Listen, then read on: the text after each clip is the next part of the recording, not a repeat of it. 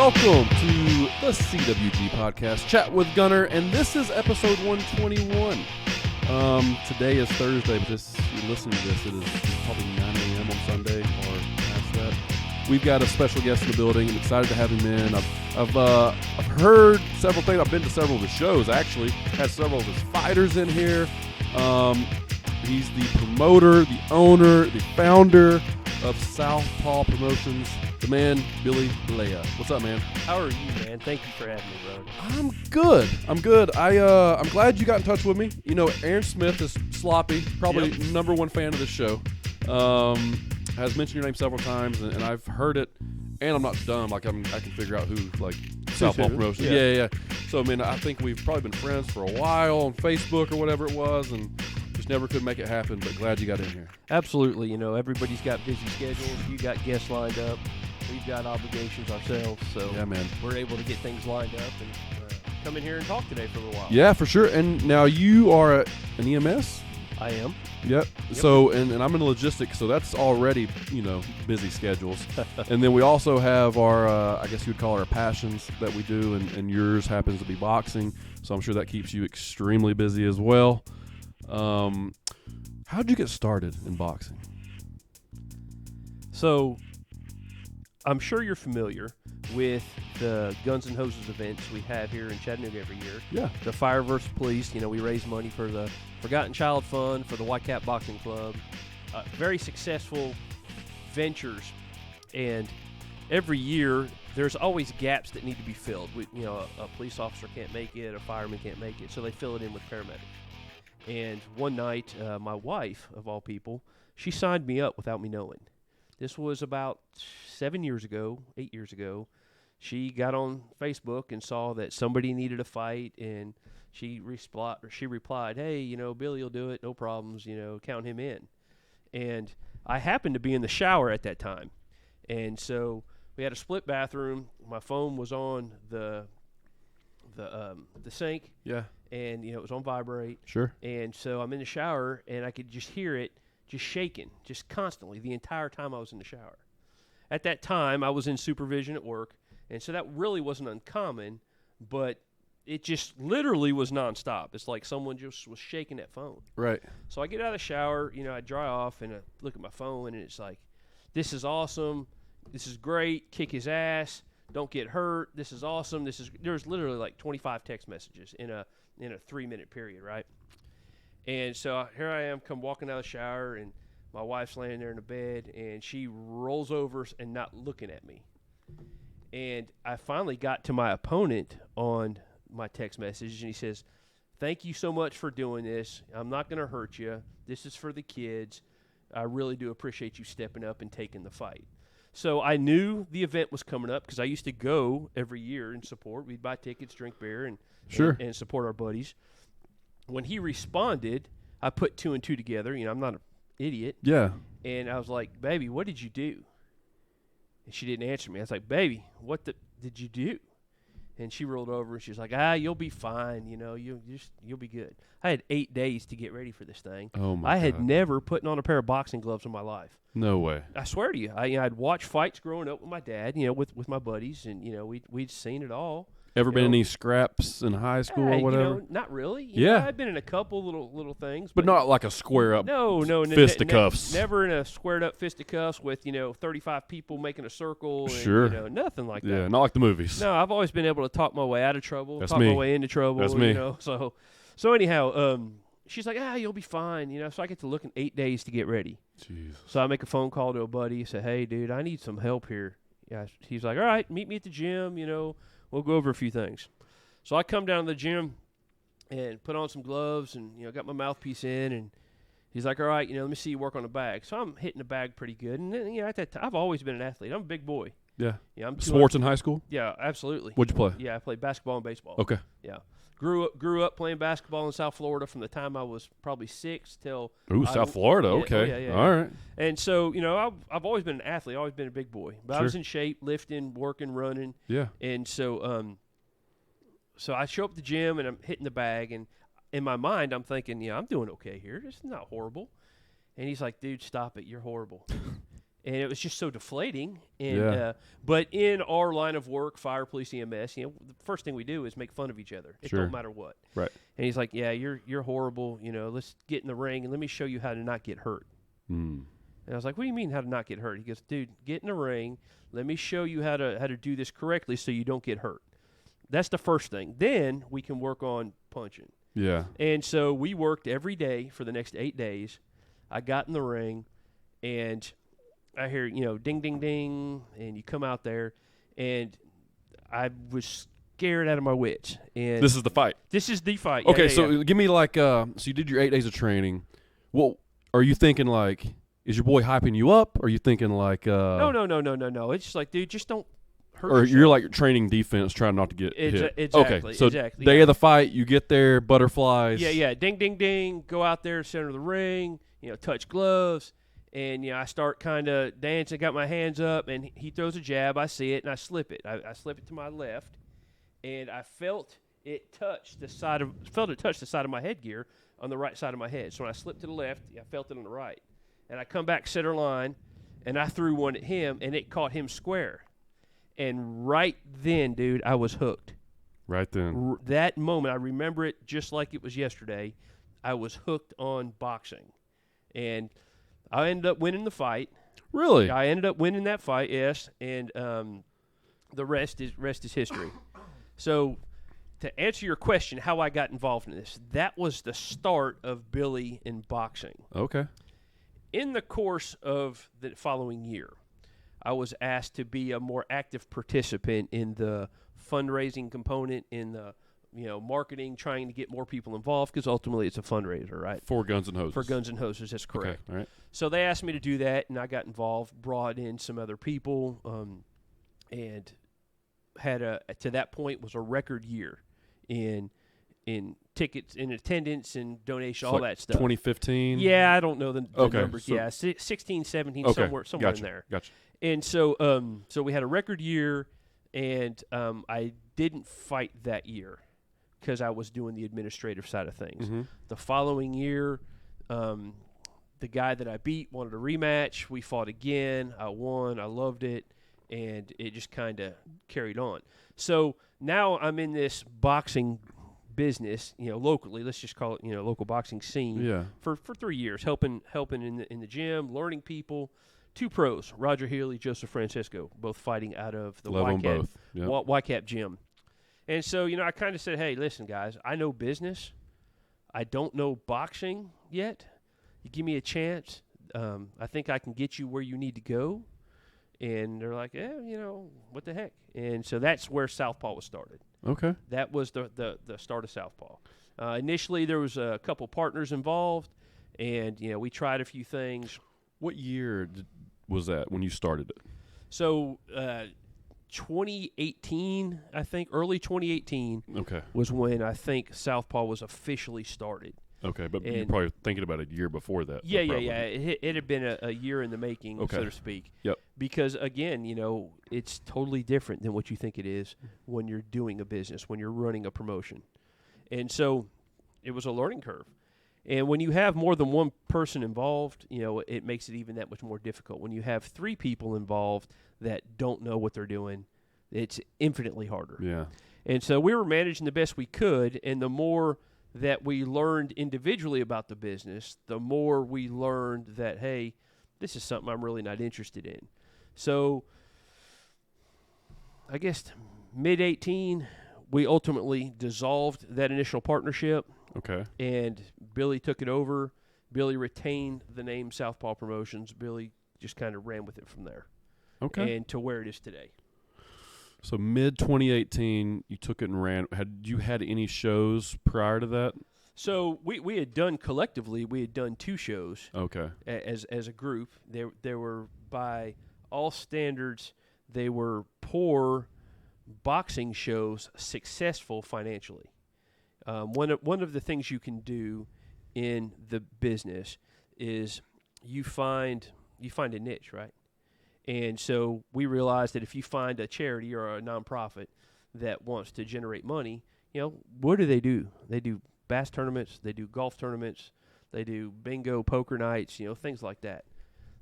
they've never done a boxing show, right? Yeah. So the idea was proposed to a couple to do a boxing show, and they were sold out.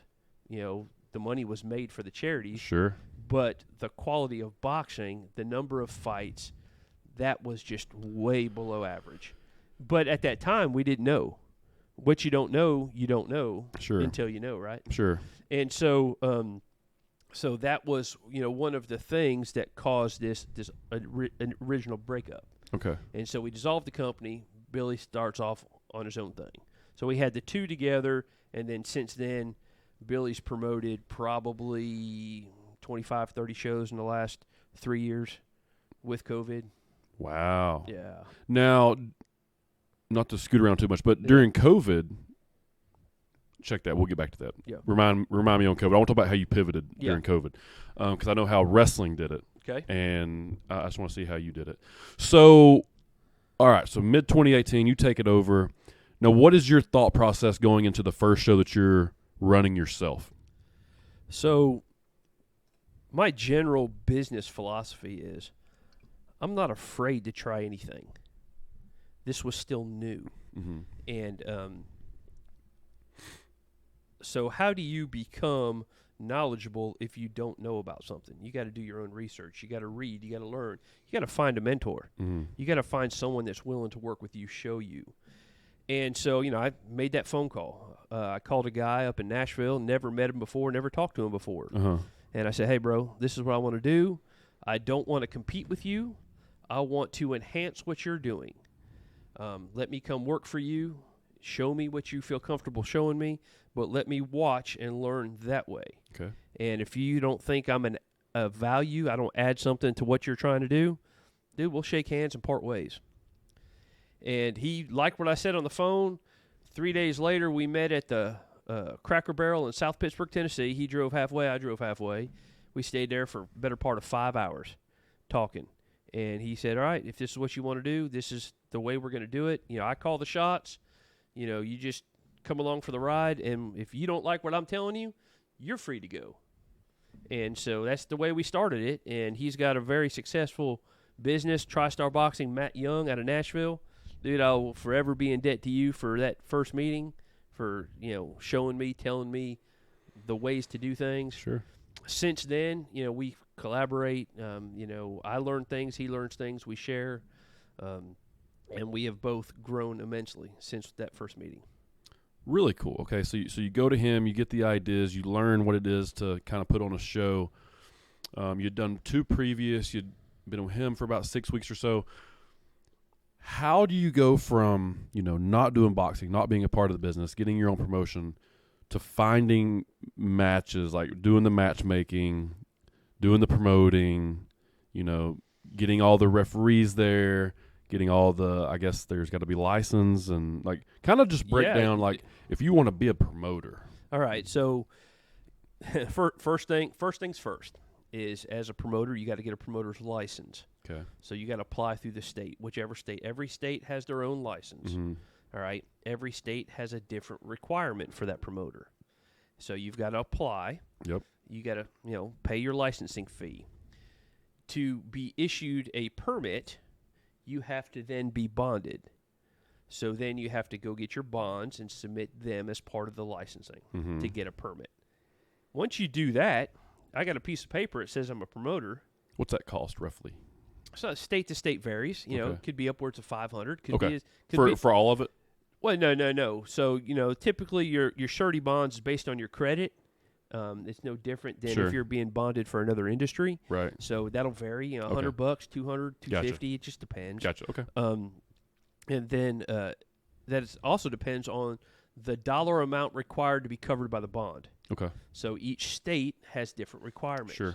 So every state, you have to have a license and you have to have bonds. Gotcha. Okay. So those amounts will vary, just so we're crystal clear on that. Sure. So you apply, you get those, you get your piece of paper that says, hey, I'm a promoter.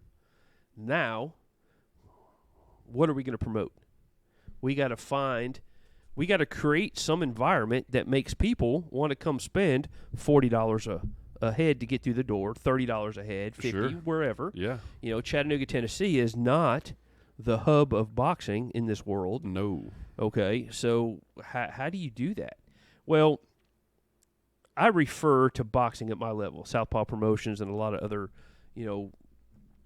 we call it club level boxing. All right. What are the tiers? So you have, let's just simplify this for the listening audience. You have a entry level, you have a mid level, and you have an upper level.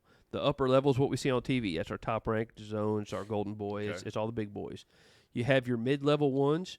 That's a GCP out of New York. That's a let's see. There's a couple out on the West Coast. Can't remember. Like regional players. Yeah, they're regional. They're national. National. We'll call gotcha. it international, national, then regional. Okay. All right. Southpaw's regional. We still fall into that bottom rung. Sure. Mostly because we don't have those sponsorship dollars yet. Same thing in pro wrestling. Exactly. So I got my piece of paper. I'm a promoter. How am I going to get people to come to a show? Well, nobody is successful at the club level without local boxers, because I don't know what the official number would be, but I would say probably 3 in 10 people care about boxing. I'm just being realistic. Sure. 3 in 10 probably care about it. Maybe not even that. Yeah. Maybe 1 in 10 Maybe can tell you who is the current, middleweight title holder. I don't know if I can tell you most people can tell you who Tyson Fury is. Sure. Or they can tell you who Deontay Wilder is. Or Canelo Alvarez. Or they can tell you who Canelo is. Yeah. All right, but outside of 8 or 10 international names, nobody knows about the other 10,000 boxers that are registered in the United States, right? Yeah. And so how do you get people in? You got to build around those local guys, right? So promoters historically stay in their own city.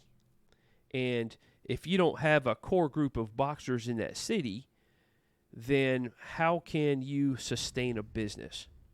You can't sustain a promotion or a company doing 1 or 2 shows a month or 1 or 2 shows a year.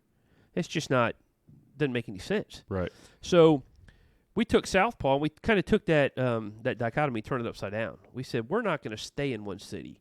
We're going to target other cities that have core group of independent fighters that want to compete and want to try to excel up the chain. So I'm sure you've heard the concept of, you hear it mostly in NASCAR, is there's a difference between the teams with money and the teams that don't have money. Sure. Okay? And boxing is no different. There's a difference with the guys that have money behind them and the guys that don't, the independent fighters that are trying to do this on their own, that don't want to sign a contract and give away 30% of their purse money. Sure. Because they're being, just to say that they're signed with somebody. Right. So what we said is, let's find these independent fighters and let's work with them and let's create a platform that's going to allow them to achieve their goals. Everybody's goals are different, okay? Personally, and you and I talked about this offset, I'm not a money-driven guy, okay?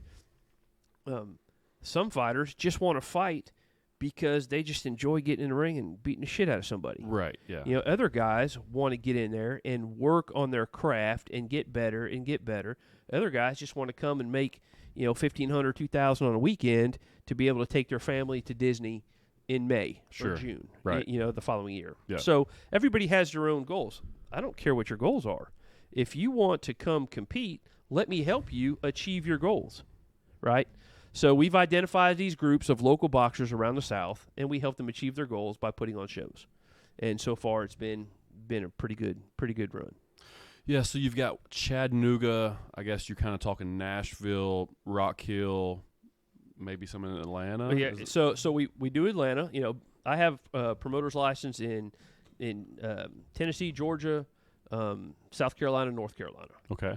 And Matt Young up there in Nashville, he has Tennessee, Mississippi, Kentucky, and so between the two of us, we pretty much run the whole Bible Belt. Really cool. Yeah, we don't go up into the Virginias, but you don't go to Florida, and we don't go to Florida yet. Gotcha. We'll go anywhere if we can make it work. If the numbers add up, numbers don't lie. Right. If the numbers work, we'll go anywhere.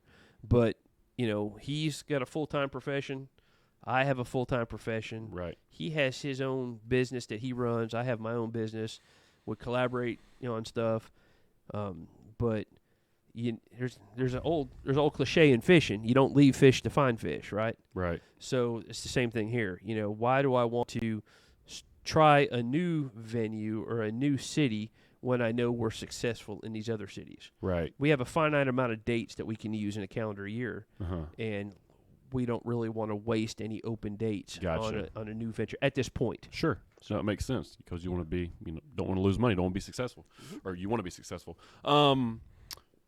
Speak to the financials a little bit. Like, what's the business model when it comes to this? Is there a way? And maybe that's a very generic question for a complex answer, but like, are you involved in talking money with the fighters and the managers and everything, or is it kind of like set? How do people get paid? I guess is what I'm asking. All right, so let's establish some terminology first. Okay. Okay, everybody knows who the fighter is. Okay. The fighter's the guy that gets in the ring and actually puts his life out there to compete for entertainment value for the fan. Sure. All right, that fighter is compensated via a fight purse. Okay. Okay. When a fighter is under contract with representation, be it a manager or an agent, whichever you want to call it, or a promoter, then it is my job as a promoter to negotiate with his representation, not the fighter. Okay. All right. The definitions, a promoter technically exploits the fighter for his ability in the ring. Mm-hmm. The manager is supposed to protect the fighter. You follow? So what when the promoter is both? So you cannot be both in the world of boxing. Okay. Now, there's a bunch of guys out there that do it, but by letter of the law, you cannot be a promoter and you cannot be a manager of the same fighter.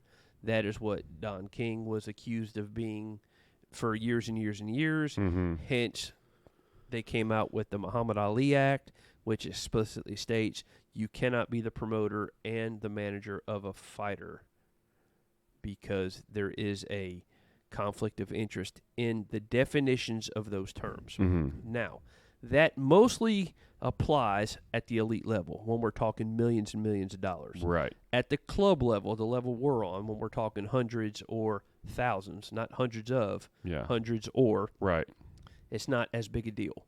And a lot of guys at this level realize that, hey, this person has the best interest.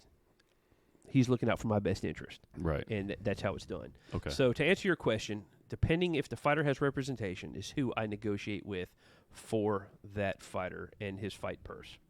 So what does a good, club level fighter, main event club level fighter make? So that's wide open. Okay. And I'm going to tell Just you, like I'm going to tell you right now, before I came out here, I've been working on a club level show in Queens, New York. Okay, that the main event up there is being paid twice what the main event is being paid in Chattanooga, Tennessee. Okay. That's mostly due to demographics. Sure. Okay, we're $40 a ticket for general admission. They're $60 a ticket general admission. Okay. They're 200 VIP. We're 75 VIP. Gotcha. All right, there's that whole difference there. Sure. 90% of it, 90% of purses are driven on who the fighter is and who the fighter is competing against. Okay. Because let's see. Let's look at it like this: college football. Okay, so UTC, as your alma mater, got paid a lump sum to play Alabama. Correct? Yeah, about $600,000. Okay, UTC doesn't get paid money to play Sanford, do they? No. Okay, so that's kind of the that's the analogy there. So if the matchup's pretty lopsided, the pay is going to be a little bit different because of the lopsidedness. If it's pretty equal, it's going to equal itself out. So in theory, say like in boxing, it seems, and it's smart. It's not a knock at all, but like it seems that like the first, 10 to 15 fights, or you're above the competition, right? That you're going up against, if you're trying to be built as a contender. Okay, does that make sense? So absolutely. So, fighters, guys invest a lot of money in fighters, and they don't want to see their investment ruined. Right. You know, again with the cliche, 1 step forward, 3 steps back. Mm-hmm. You know, boxing, it's, you know, one loss is detrimental to the perception of that fighter at the early stages. You know, fighters typically, the general template is their first 4 fights are 4 rounds, their next 4 fights are 6-round fights, then they go 4 for 8, and then they're in the 10s. Once you hit 10, you need to be ready to step into that equal competition rate, right? Okay. And so from the matchup standpoint, like you were saying, you know, they're being built. That's we see that all the time. And that's problematic sometimes as a promoter when you're trying to match fights, because you're wanting to give the fans the entertainment value. You want to give them great fights, but they're not always the best fights that you have on the show. Right. The fans don't understand the business side of it. They're coming out there to drink a few beers, to hang out with their buddy, to get away from whatever. And that happens on the highest level too. 100%. A lot, way too much. 100%. Is that because in boxing the stigma is if you get an L, you're done?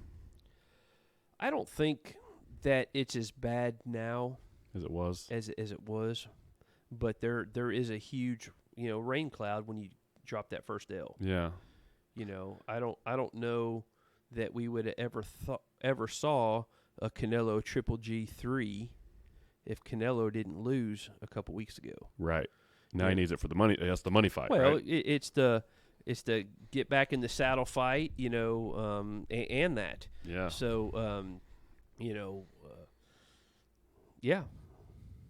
Yeah, I mean, it's smart. Like, so in pro wrestling, you get to pick who wins, right? Mm-hmm. And, you know, you're going to script it out, and that guy's going to win however many fights against whoever he wants. But in real competition, you can't just say, hey, this guy's better, so he's going to win. Anybody can knock anybody out, right? Well, that's true. That's absolutely true, and we've seen that time and time again on our shows, you know, where a guy was a heavy favorite, and he came in and, you know, didn't do his job in the ring. At the end of the day, you have to do your job in the ring. Sure. You know, we've seen upsets in the Super Bowl. We've seen upsets, you know, in college football every year. Yeah, absolutely. So, you know, it's going to happen. Yeah.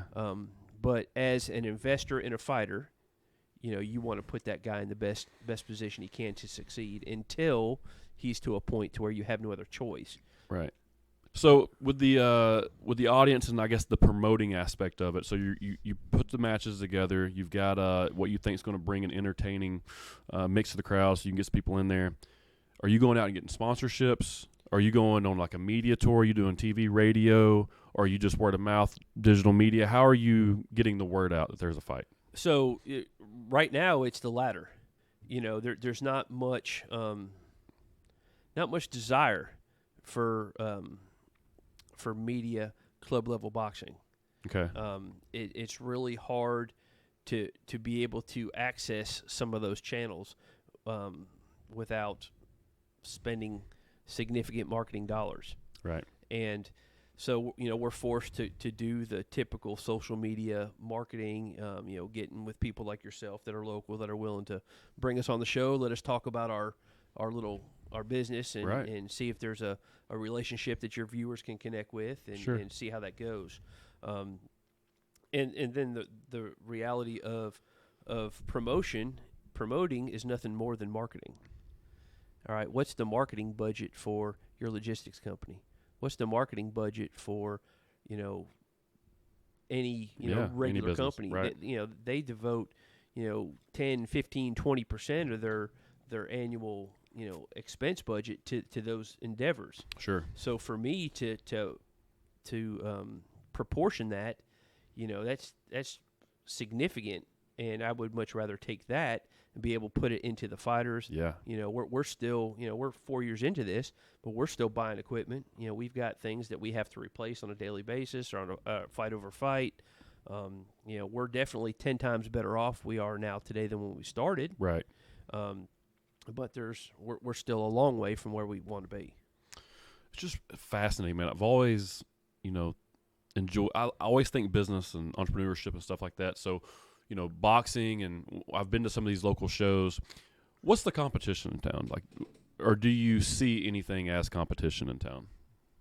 As another promoter. Yeah. So no, there's no competition in town. There's some other guys here that do shows, and we support them and help them as much as we can. Gotcha. It's historically it's a kind of a cutthroat business, but we have our model that we stick to, and we have our fighters that are loyal to us. Okay. And it's there's no reason to have that mentality locally. Is that like handshake agreement type things?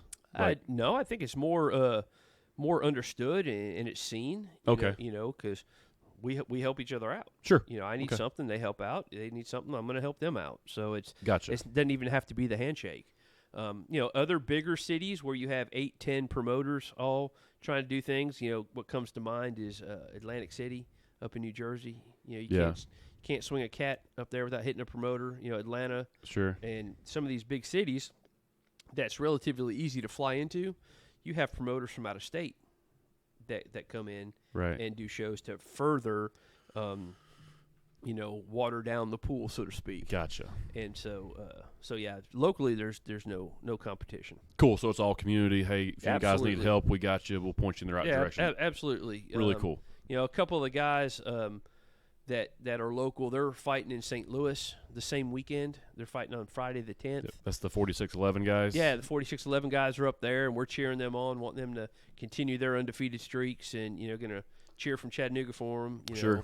We support their social media platforms and share their posts, like their things, because all that's numbers driven. Yep. Kevin's been in here. Yeah. He's brought his guys in here.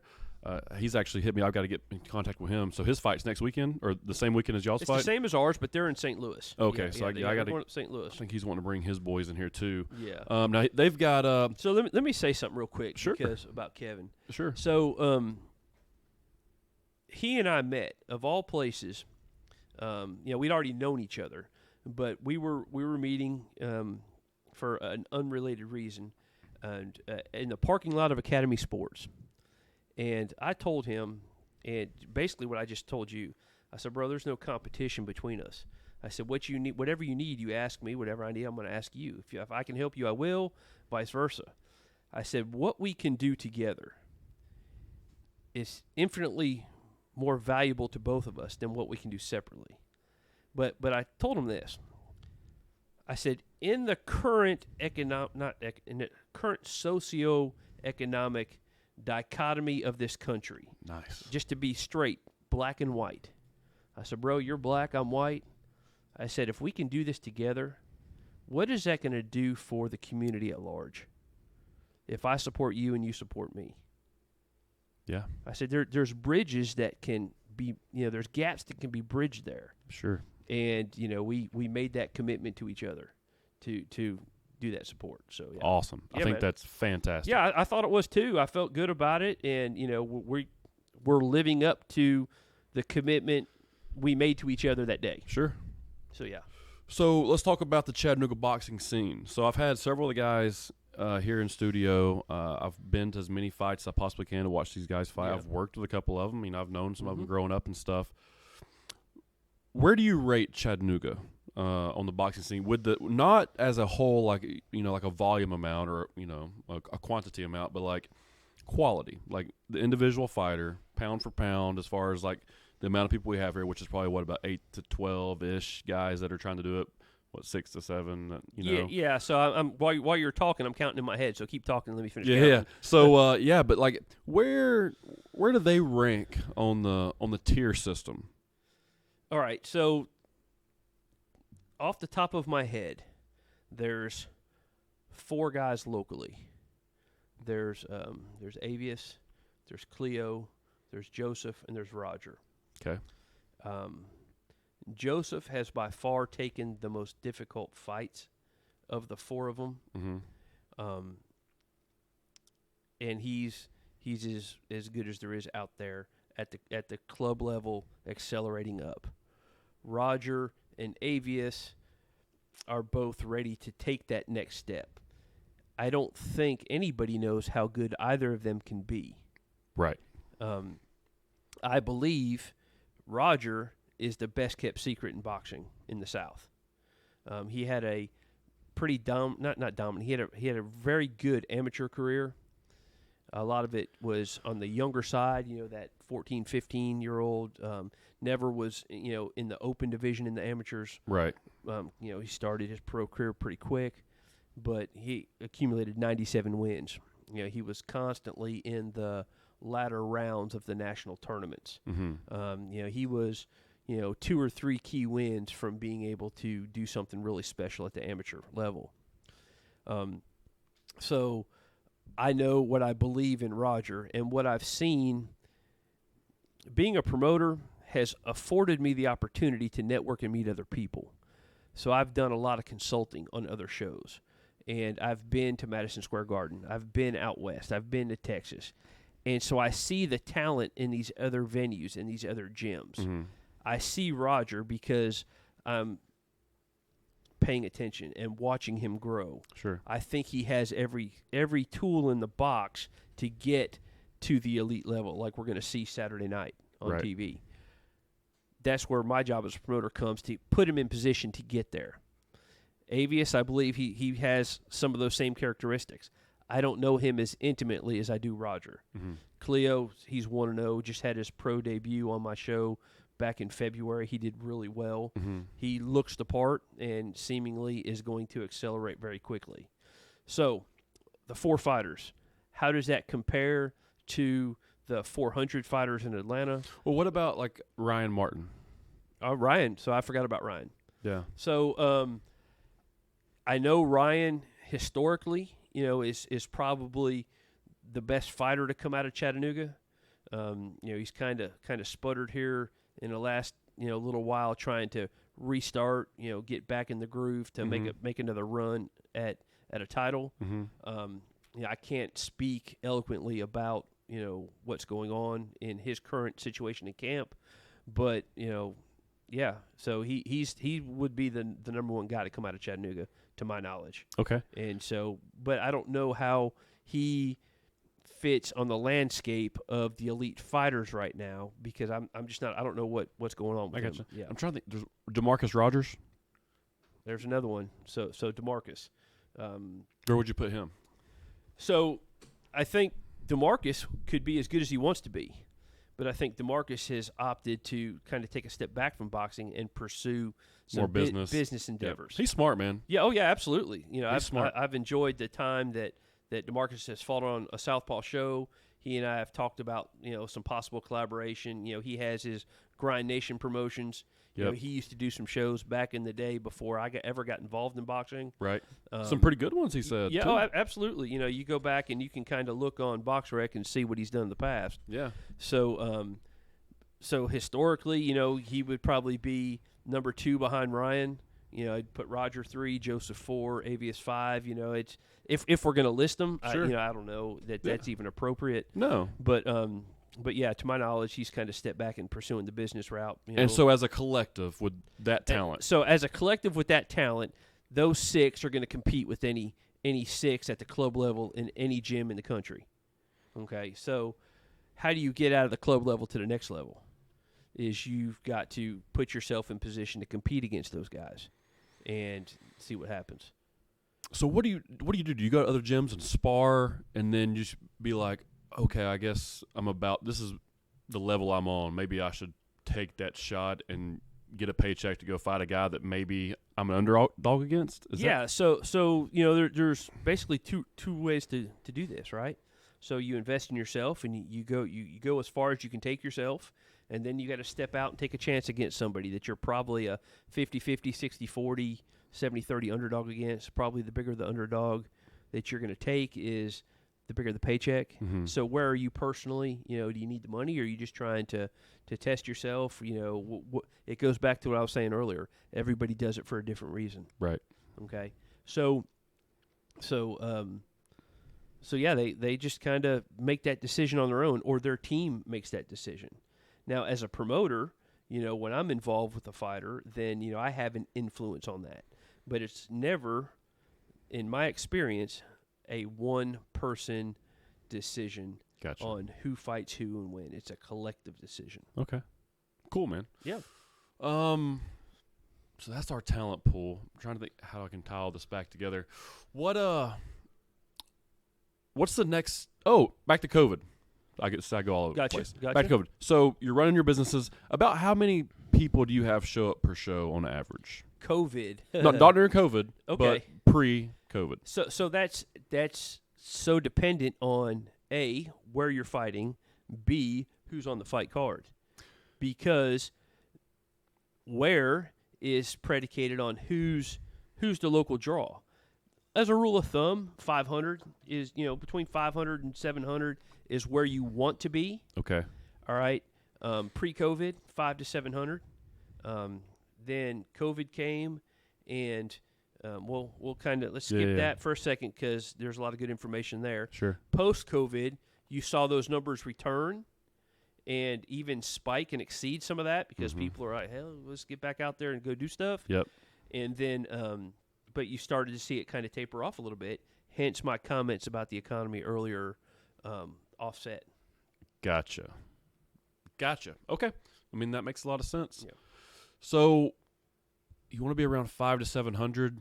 What's your best show, best attendance ever?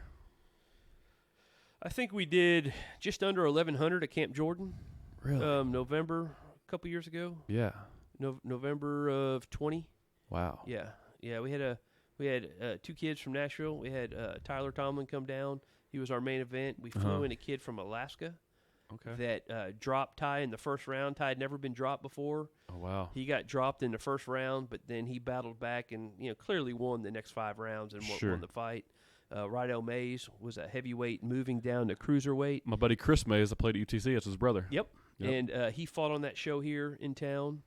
So they were big draws from up there. Yeah. Chris Tkachuk, the Viking, he had his pro debut on that show, had a big fan base. Really cool. So that was probably our biggest show to date. Okay. We don't do venues of 3,500, 5,000. That's not us right now. Okay. We're getting there. We're moving in that direction, but we're not there yet. Okay, cool. So you go from 500 to 700 on average. COVID hits. You can't do anything. You can't go to any events. We're at the lockdown stage. You can't do nothing. Did you run shows? Yeah. So what happened was March of 19. We had a show planned in Fayetteville, North Carolina, for a fighter by the name of Michael Williams Jr. Michael was the hottest kid in the South at the time. I think he was 16-0, 15-0, and had never fought in his home city. He was a road warrior. And so I talked to his dad, and he and I had become really close and said, hey, let's do this show. That was going to be my first show in North Carolina, and we had 800 tickets pre-sold. Oh, wow. 800 tickets at $40 a pop pre-sold for that show. And it was going to, we would have been max capacity at 1,200 in the venue. Easily, we'd have squeezed 13 in there. Sure. And then the week before the show, the city of Fayetteville officially shut down, and then the week of the show is when the state of North Carolina shut down. So, business, how do you run a promotion, a business where people are coming to your venue to watch when they can't come and watch? So that was the creation of our ability to live stream and pay-per-view.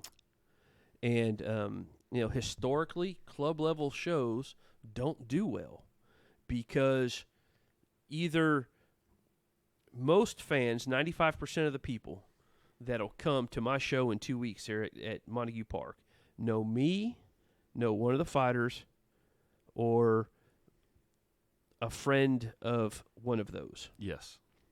To be truly successful is you have to get somebody that is not related to anybody at the promotion to want to come see what's going on. Right.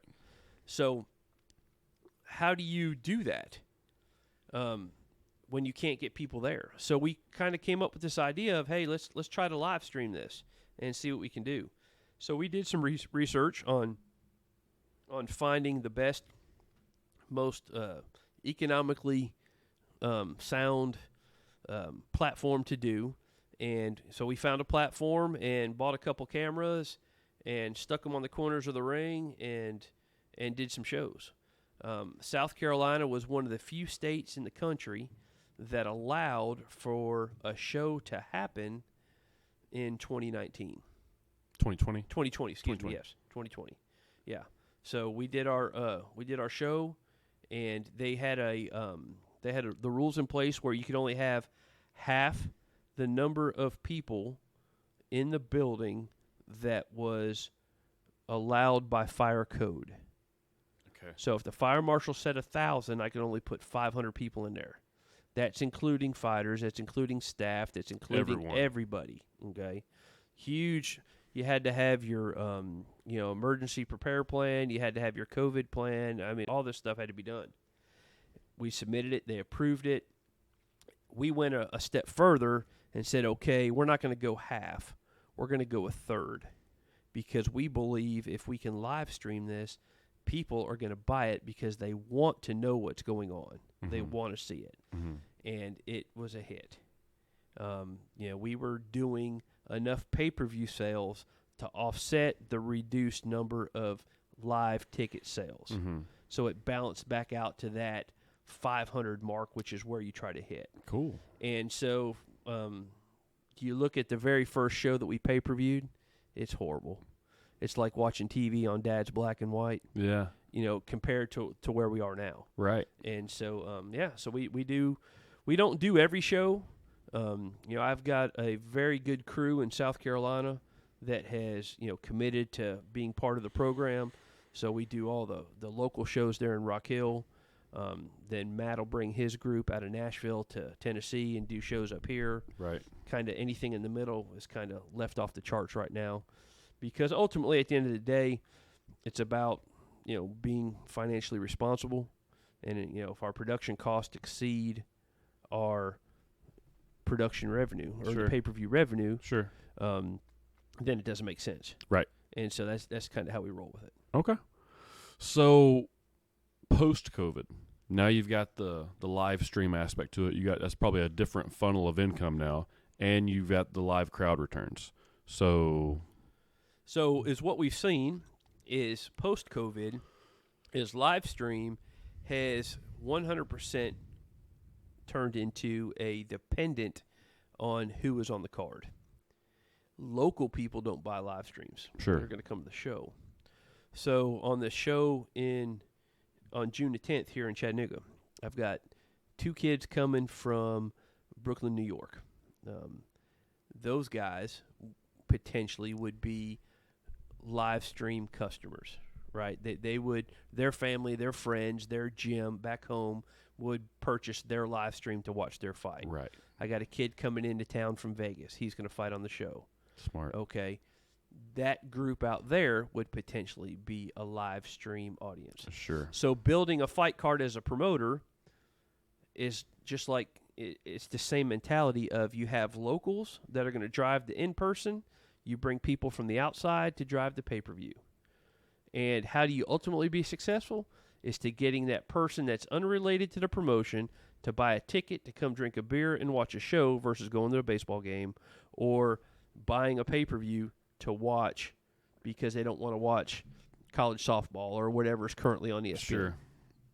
Well, really cool, man. Yeah, I mean, so we're trying, and again, sometimes it works, sometimes it doesn't. But, at the end of the day, we're not afraid to try. Right. So what's the plan moving forward? What's next? What's next is to keep grinding. Is you keep grinding, keep building. Southpaw is a promotion company. We develop relationships around the South. Mm-hmm. Develop these synergies with gyms to promote their fighters and those guys. The group out of Rock Hill, St. Michael's, there's 2 or 3 potential, world champions down there, and they need a promotion to push their fighters. So that's what we do. We got Roger here in Chattanooga. We're pushing him. And so, as these guys grow, the promotion grows, and then me as a promoter, I grow. I'm still continuing to learn how to be out front, to be be in front of the camera, to, promote the business, because it's not, my role is transitioning from a operations person to a out front promotion type. being the face, getting out there, trying to get people in the door, Exactly. and then maybe getting somebody in there to do the matches, Exactly. taking a little bit of responsibility off of you, delegating so you can go bring the money in. Yeah, it's been predominantly a one-man show. That's tough, You man. know, I've got guys. Don't get me wrong; it's not a full one-man show. Understand? But I understand at what the you're end of the day, it is. right. And so It all falls on you. exactly. So as we grow, we're able to add to the staff. We're able to delegate, as you just said, to make things a little bit more efficient, take things off me, to allow me to do other things. Right. Years ago, my ex-father-in-law, we were talking about money, being rich, and this, that, and the other thing, and I had made the comment to him. I was like, yeah, if I ever had enough money, I'd buy this lawnmower, this zero-turn thing. He says, why? He says, why wouldn't you pay someone to do that? He says, why would you invest, $6,000 when you can pay him $10 an hour to cut your grass? And then you can take that time and go earn another $6,000. Right. That's me. I don't mow my grass. And 100%. And so when he said that made perfect sense. And to put it into practication here is I've been doing it all for the last so many years. Right. Now, I can refocus that energy to grow the company. Sure. To find those sponsors, to find those other fighters that we need. Is that tough? Sponsors? 100%. So do y'all have sponsors? We have a few. Okay. Typically they're local. How do you get them? How do you go about them? So, it's cold call sales solicitation. Right. We believe we have a product as a promotion, putting on a show that is worthy of advertisement. And we're offering advertisement opportunities to various companies. Right. Now, it's not for everybody.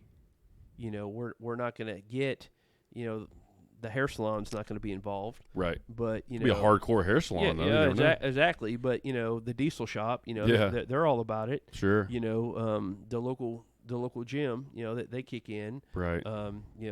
Various car lots, things. Yeah. We've developed a relationship with the National Guard, and so we're working on renewing that contract with them. They came on board last year, right? And they were our first national corporate sponsor. Mike talked a little bit about the National Guard up in Rock Hill. He was talking about trying to get together like a club, National Guard club boxing together. That's correct. He's working on that, so that was really cool to hear him. That's a great project. Mike's a great guy. He's been well known. Historically, the Army's got a boxing team, the Marines got a boxing team. We were all just at the North Carolina Boxing Hall of Fame dinner, or the Carolina Boxing Hall of Fame dinner, and can't remember the gentleman's name, but he used to be the head coach of the Marine boxing team. He was there, one of the presenters. Yeah. And so, basically, Mike just went to the Guard and said, "Hey, what do you think about this?" Ultimately, at the end of the day, for all the service branches, it's about getting retention, bringing in new blood. And so how can they get people to sign up, whether it's the Guard, whether it's the Marines? Sure. And if they can get guys to, join a boxing team for, a couple years, right? It's going to draw more people into the fold. Sure. So, yeah. No, that's what he was saying, too. Is very smart. And, it's a good recruiting tactic. Yeah. It's 100%. And he goes, why would you not want to have a bunch of badasses, throwing hands, going to war with you or whatever, standing beside you? So it makes 100%. sense. See, I was just wondering about that, and I guess venues too. Are you so Camp Jordan's a good venue for you? You was talking about a show that you got planned that I don't know if you want to talk about it. Yeah, Park, Camp Jordan's always been the go-to place here in town, right? Yep. I've always had a desire to do an outdoor show. I think an outdoor show just has something special, nostalgic about it because, you see a lot of shows south of the border on the West Coast done outdoors. They do them on the beach. Right. They had that's cool. They do them on the beach. Yeah. That's oh sweet. yeah. The Joshua Andy Ruiz rematch that was done in UAI was outdoors. Oh. But they had a giant canopy, 80 feet above the stage covering it, but it was still outdoors. Yeah. It's just a different feel. Right. It's like playing baseball at noon versus 7 o'clock at night. Oh, yeah. It's a totally different feel. Yeah. Everybody wants to play at night. Yep. So We said, what the heck, let's try it. We think it's a good idea. We believe it's going to work. We believe the fans are going to like it. So let's try it. And, we were talking before about, the promotion where it was at the beginning, where it is now, and reinvesting in it. So now, we have the equipment to do it, where we don't have to rent 500 chairs. We don't have to rent 40 tables. We don't have to rent a boxing ring. We don't have to rent lights. We own all that stuff now. Yeah. And so we can set up in a parking lot, in a field. And so I was driving down 23rd Street, said, you know what, let's try this. And so we started making phone calls and emails, and finally got a hold of the right people, and they gave their blessing, and the city signed off on it. And so June 2nd, we go before the beer board to present them our plan, and hopefully they'll bless us with the beer permit, and we can have a great show on the 11th. That'll be really cool. I think so, man. I think so. Now, weather. So, it's always a gamble, right?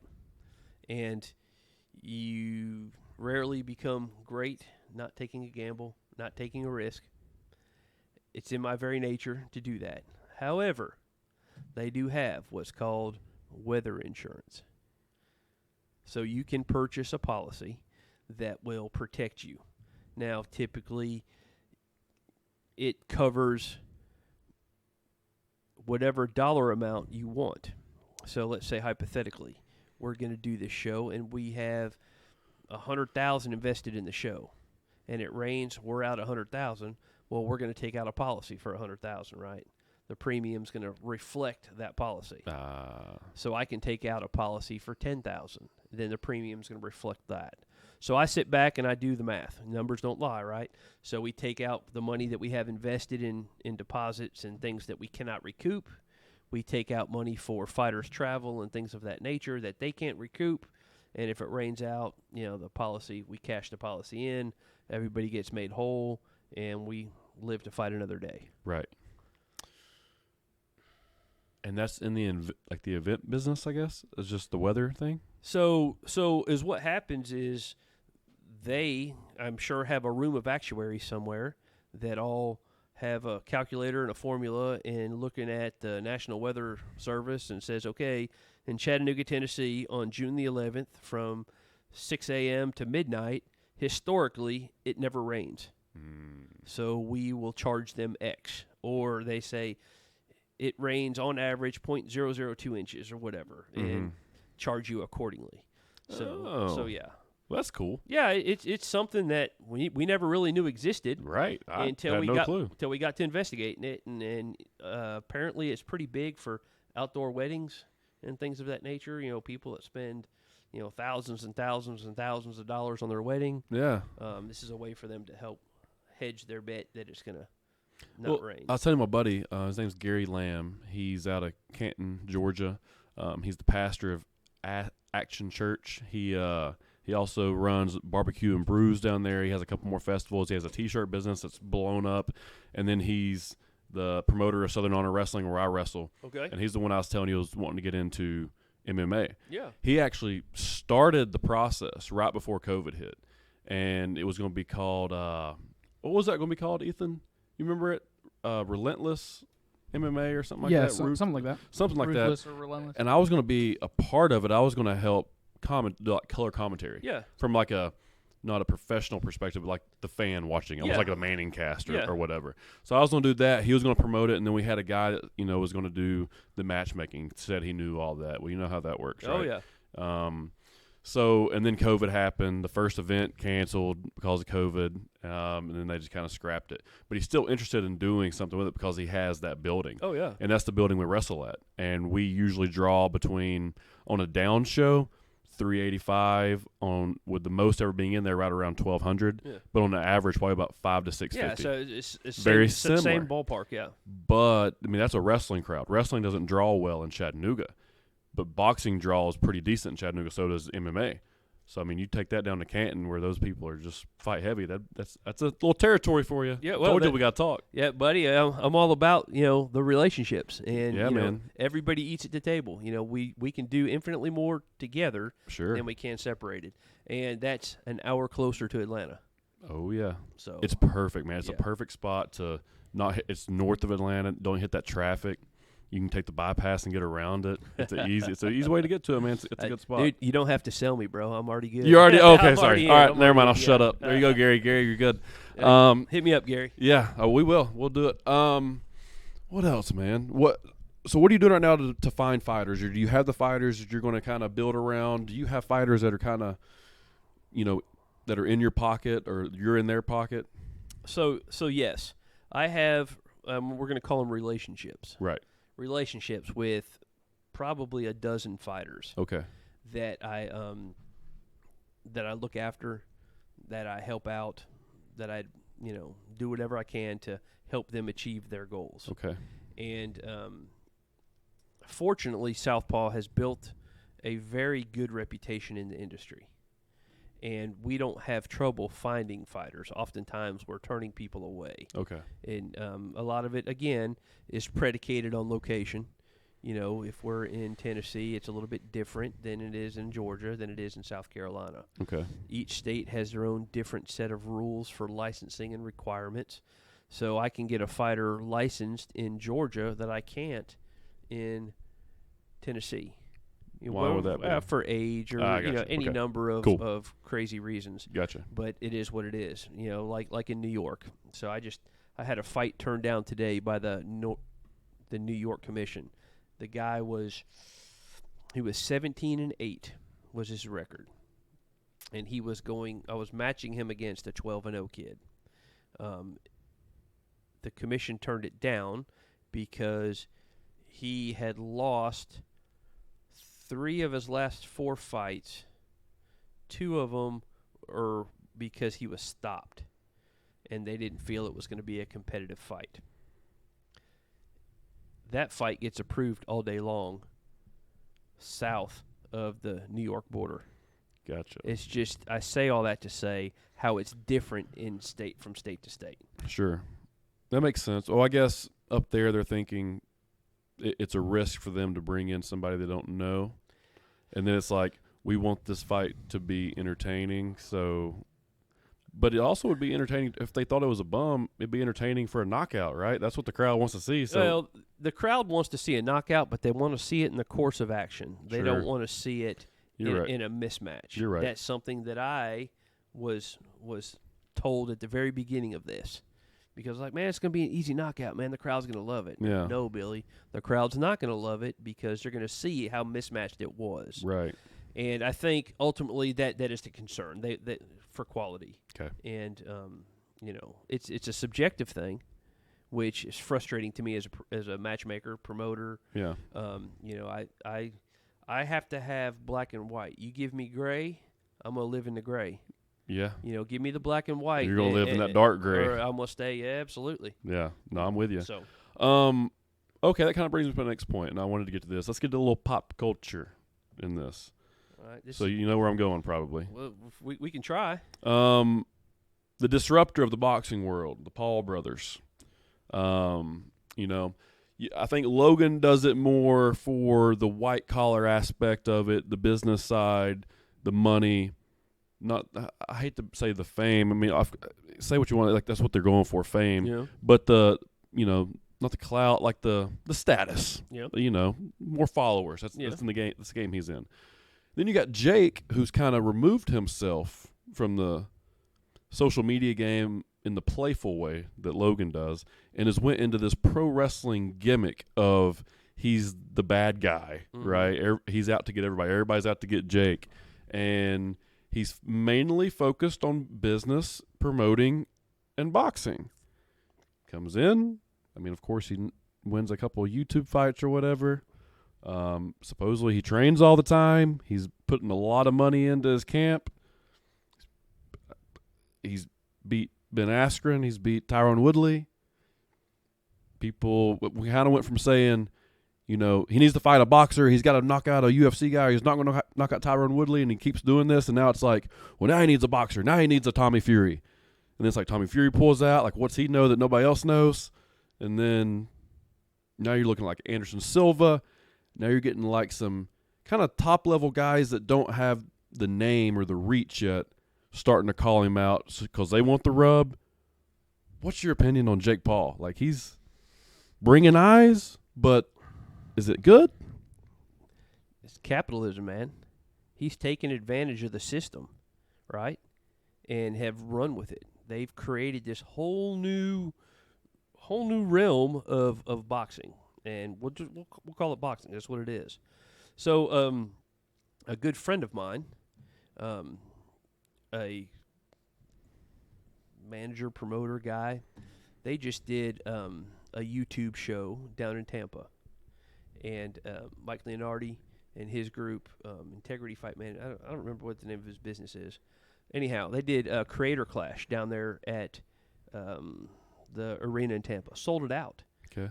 12,000 people Wow. came to watch YouTubers fight TikTokers, whatever it was. There was a couple pro fights on it. But ultimately, at the end of the day, My buddy Fessel might have been on that show from Big. So he played at UTC, and then he got on Big Brother, okay, and then he started doing the challenge on MTV. Dude started like applying to everything he could, reality shows, and got it. And he's a former tight end, like an athletic dude, but he's from Orlando. Dude, he got on one of those creator content boxing shows and got a win, a knockout win. Yeah, there you go. So the point is at the end of the day, the Paul brothers are exposing people to boxing that never would have taken a look at it in the past. Okay? They just, Mike just did this show in Tampa, sold it out, raised, $1 million for charities, whatnot. A lot of good is being spun off what they have created. I would be lying to say if I didn't figure out or wasn't trying to figure out a way to parlay that at the club level. Mm-hmm. All right? How different is that from what we see going on with the Trillerverse, with, the boxing and then the rap battles on the back end of it, okay? Mm-hmm. It's not real different, right? At the end of the day, it's bringing more people to the boxing world, right? And there's good coming of it. Now, as far as the Paul brothers, I could care less about either of them. Right. It cannot be denied that they are successful businessmen. It cannot be denied that they're idiots. That they're not idiots. Right. They're very smart. They're very capable. They've proven it. Agreed. Okay.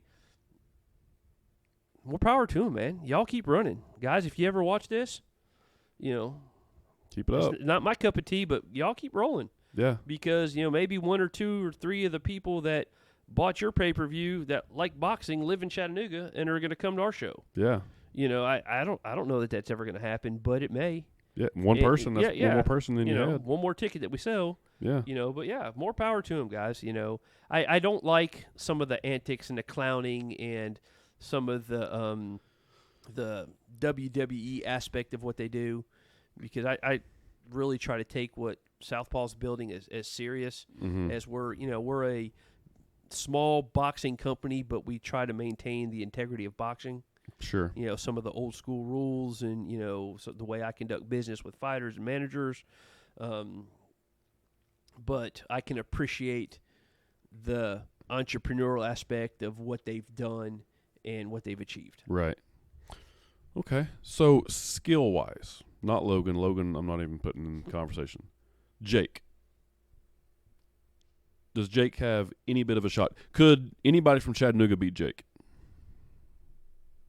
Well, I don't think so. One, because they're not in the same weight class. There's just nobody in Chattanooga that we can compare them to. There's, you're not going to put, DeMarcus Rogers, all the guys that we talked about today are all 135, 140. What about Cleo? Cleo's 1-0. He's just starting out. Right. Jake's, he's hadn't really fought a boxer. Well, I would think that we put Cleo in that environment, he's probably not ready for it. Not that he's not skilled enough, but when you put all the antics around it, sure. Why do you think they bring players to the Super Bowl 2 weeks before? Right. You got to get adjusted. To get adjusted to the cameras, to the lights, You got the Paul brothers that have grown up around this stuff. Oh, yeah. It's nothing new for them. How many YouTube videos did they do in their basement before they got out into the real world? That's true. So now you're going to take a Great fighter point. and put him in front of that. Dude, it's a totally different thing. It's boxing, right? the 3 minutes in each round, the rules they're all the same, Yeah. right? But there's so much else that goes into it. That's why, and let me make this point here, is fighters that are being built up, that is one of the reasons that they build them that way. All right, I'm going to throw a shout out to Kenny and Calvin Ford, Kenny Ellis, Tank Davis's coaches, right? Okay. Out of Baltimore.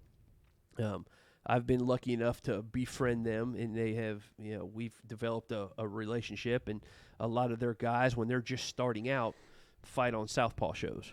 Okay. Okay. And when they do their amateur show, they do it similar to a pro show with the walkout music, with the lights, with everything, to help train these young kids when they get to the show not to be in awe. Right. And that's one of the things we're doing as a promotion. We know we don't have the cameras, the lights, the engineers, the people to, it takes an army to run a light show, to run a sound show, to run the effects at some of these major boxing events. Sure. Right?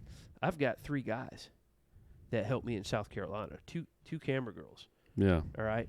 They've got trucks lined up around the stadium of production equipment, right? Yeah. So we're starting to do more things to give the guys the illusion and to help them for when they're ready to go to that level, so they can say they've experienced it. Gotcha. So it's like it's developmental. Yeah. In an aspect. That's good. You got to have it. I mean, you don't just start and you're Mike Tyson or No. Just got to build your way up. And let's not get it twisted. Some of these guys, that come out of the Olympics that are turned pro, they've been around it, so they're going to be accelerated through. Right. Some of these kids that have had stellar amateur careers even without the Olympics, right. They're going to be accelerated through that process because there's as much to learn outside of the ring as in the ring. Right. Oh, yeah. No, absolutely. Yeah. You got to learn the business end so you don't get screwed, and you got to understand, keep the right people around you, keep your head straight. It's just about the weigh-ins. It's about the requirements, just the pre-fight rituals of fight week. Yeah. Yeah, that messes with a lot of fighters in the UFC as well. I've heard a bunch of people talk about that. Like, they're obviously the better fighter, but the interviews and the media and the weight, just the timing and different time zones or different locations or whatever it might be. So, yeah, man. Well, you got anything else? No, brother. I appreciate you coming in, and I don't want to ramble on, but I could talk all day. Yeah, I could too, man. I could too. I'm glad you came in. I've always wanted to ask those questions about boxing. I've always been very curious. I've asked DeMarcus about them as well, but not as that in detail. You've been doing it a little bit longer, and so I wanted to know that. Thanks for coming on, man, and sharing that. No problem. Anytime you need someone to come in here and chew up some minutes with you, buddy, you don't hesitate to call. Shout out to everybody for watching. Then June 11th here in Chattanooga, the first night show that we've ever done, the first night show we've ever had in Chattanooga. I think it's going to be something pretty special. June 11th. I should be there. That's the night after your death match. Match. I should be there. I don't think I have any plans for that, and if I'm in Chattanooga, I'll be there for sure. So I brought with me a stack of bands to get you guys in. Awesome. So we can have for the staff here that help you guys here at the studio and everybody else. As an appreciation for being on here, but appreciate also as a bribe to bring me back. Well, I'll tell you what we're going to do. Every time you have a show, I want you to come on and promote it. And anytime you got something you need to say, hit me up. And whether it's webcam or in here or whatever we need to do, let's figure it out. And I've always said on the show when I get all the other guys on, like, I want to be the guy that helps the local combat sport community. So you got Torres Finney and Agogi down there. He's doing an MMA thing. He's balling. Yeah. And then you got all these boxers that I became friends with and had on the show and try to get them, a chance to have a platform, whatever that platform is, for them to use their circle and my circle and bring it all together. Like we said, relationships and working together. You do more together than you can apart. That's right. And I want to be the guy because the news doesn't do it. The paper doesn't do it. The magazines don't do it. The blogs don't do it that run Chattanooga stuff. Chattanooga is so out of touch with local Chattanooga that it drives me absolutely insane. The entire paper will be everything about what's happening in the world and in the nation and in the other parts of the states. Then there's like this much about like, and Chattanooga over here. Like, God, man, we got to get away from like telling everybody about everything else. The free press has got to cater to everybody moving to Chattanooga from the rest of the world. Right. We're getting away from being Chattanooga. Chattanooga's a big, small city. And we've got to get back to being what Chattanooga is, and that's, supporting the people around here. And social media has made Chattanooga so big now. Not Chattanooga big, but like the people in Chattanooga more of a perspective of what's happening out everywhere else. Absolutely. And everybody feels like they know everybody, whether you're in Chattanooga, Los Angeles, or Miami, wherever you're at. It doesn't matter. Everybody's like, oh, yeah, I'm pretty much there because I know somebody there. No, you're not. Like, we need to do Chattanooga things locally with Chattanooga. The paper, every news site, the sports stations, everybody should be covering this as well. These are professional boxers. It's a professional sport. It's guys that have really good amateur careers, guys that have fought on pay-per-views. Like they're in here in Chattanooga, and nobody supports them other than the people that know them. That's it. There's no just like diehard boxing Chattanooga fan. So I want to be that platform for these guys and grow with y'all, and I appreciate you coming in. Not a problem, G. Thank you. All right, brother. Hey, we'll get you back on.